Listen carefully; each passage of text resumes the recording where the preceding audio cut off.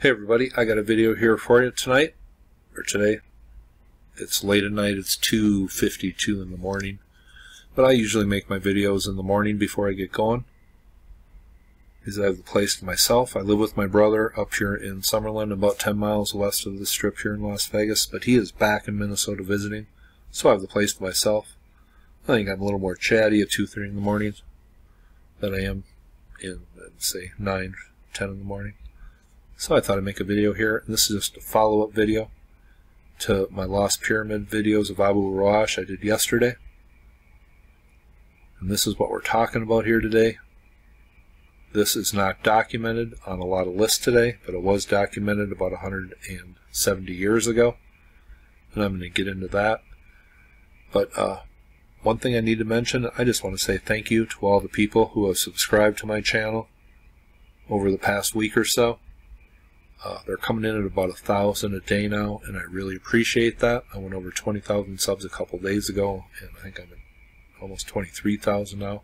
And I owe all the thanks to Jimmy at Bright Insight for mentioning me, because I know that's where a lot of you found my channel.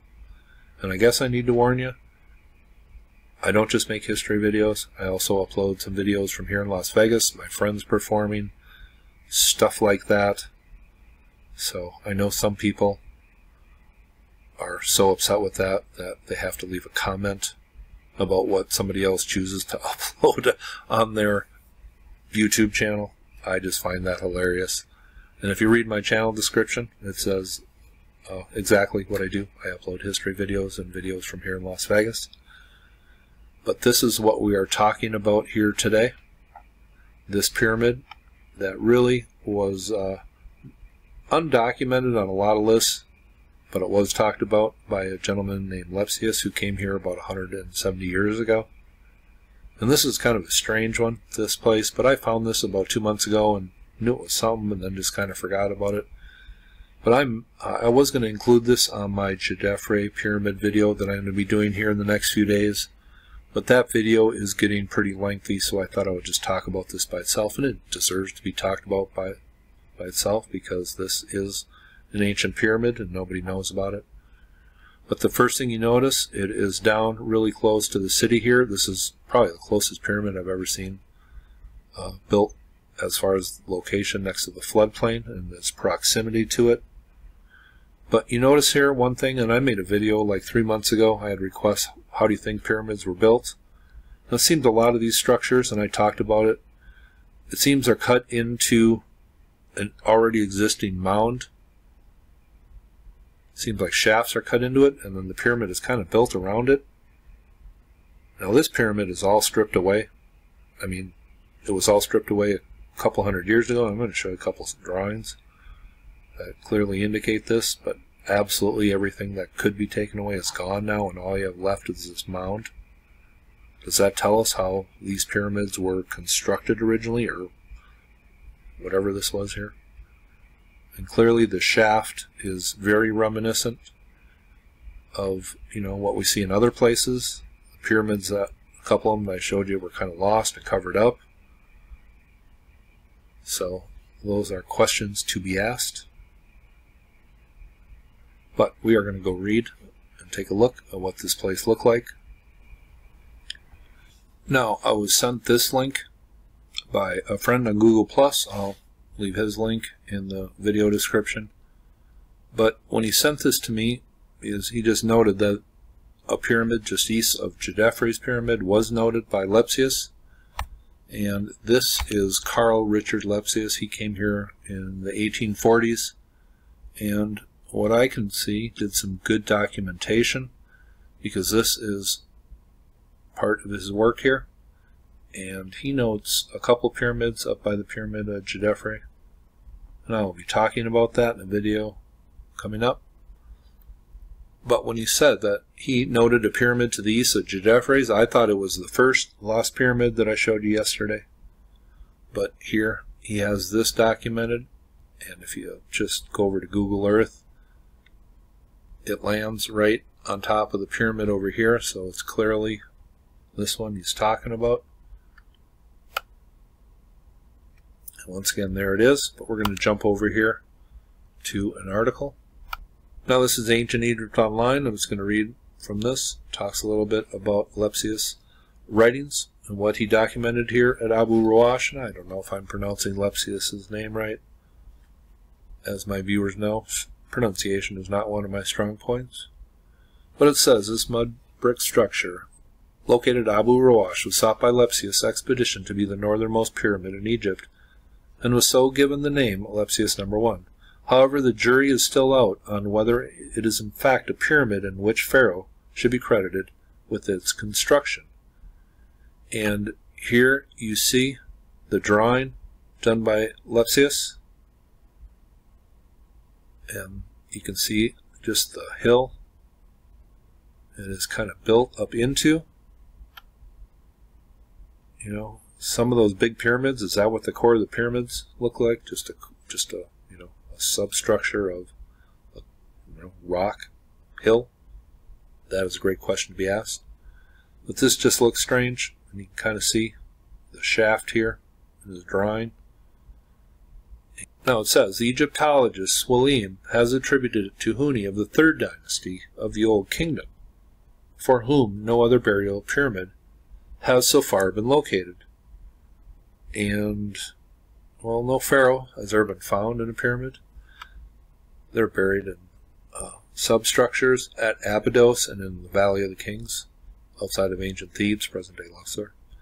It says, this is disputed by another Egyptologist, Werner, who notes that, unlike other pyramids, it sits on the edge of the floodplain rather than at a safe elevation.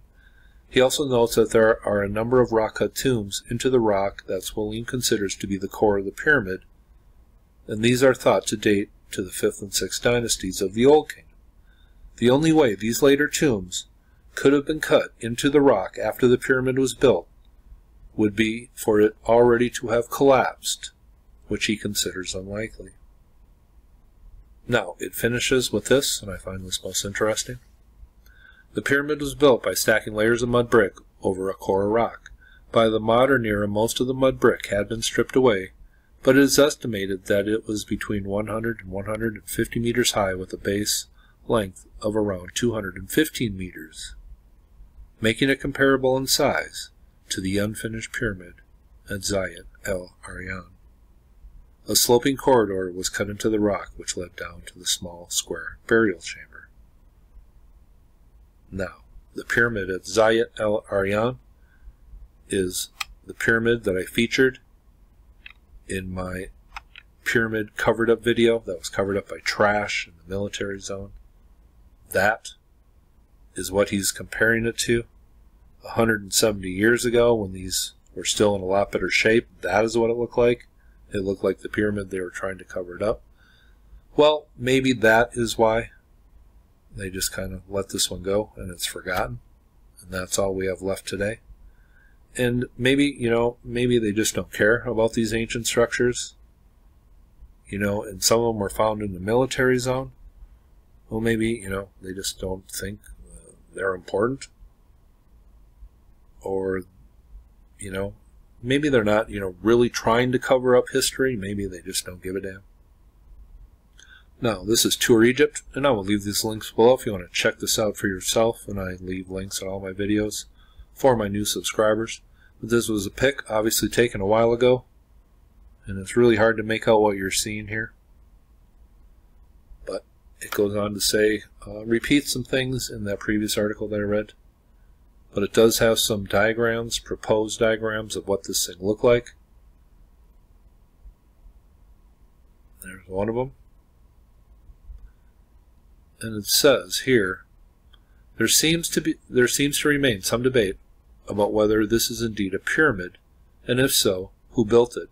Werner doesn't seem altogether sure that it is even a pyramid, and while Lehner refers to the structure as a pyramid, he seems to believe it was possibly a provincial step pyramid, such as others scattered as far south as Elephantine. Well, obviously, it seems every individual has a theory different from the other person's. In other words, they have no clue what this place was, but it seems to be very ancient. It seems to be identical to the pyramid that was covered up in the military zone. This is another diagram but I will leave these links below. It says the mud brick monument of Abu Rawash, which would have been comparable in size to the pyramid at Zayat al-Aryan. And comparable in size, well, that pyramid at Zayat al-Aryan is a pretty unique structure. Now, this video is kind of getting on there in length, but let's just zoom in one more time. And I said zoom in, pinhead. No. Let's just review one more time. Seems we have a very ancient substructure that matches other pyramids that they're trying to remove or just kind of get rid of as far as from the public's perspective. The pyramid at Zayat al-Aryan, this one, a couple people said this is what it looks exactly like. And was that even a pyramid down there? They call it an unfinished pyramid.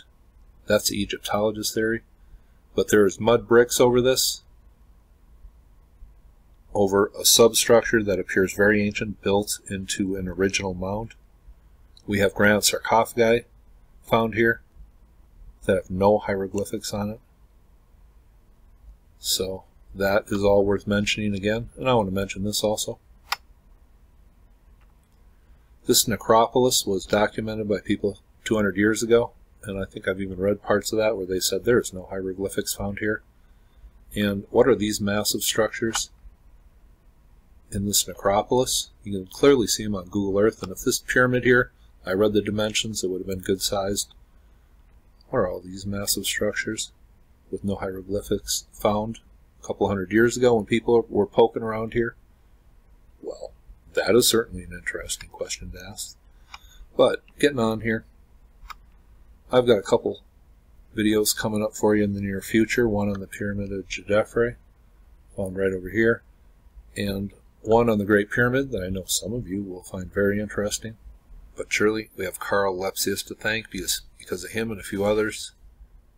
There was some documentation here when people were poking around Egypt and some of these sites weren't in restricted military zone, like those massive structures are in that necropolis I showed you.